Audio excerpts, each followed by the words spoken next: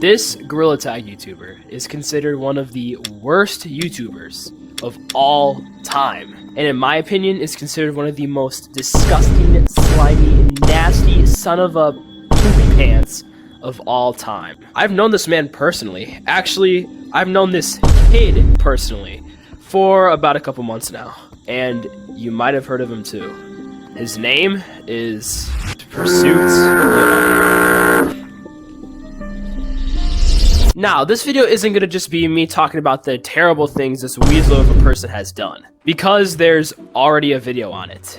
Meet the one, the only, savior of the G-Tag community, Broken Metal Jax. If you're part of the G-Tag community and you want to make Papa PMA proud, please go consider watching Jax's video. That's all I ask. And if you want me to give you a reason why, think about this. The most despicable, rude, scary, disgusting, and manipulating person is existing right now playing Gorilla Tag.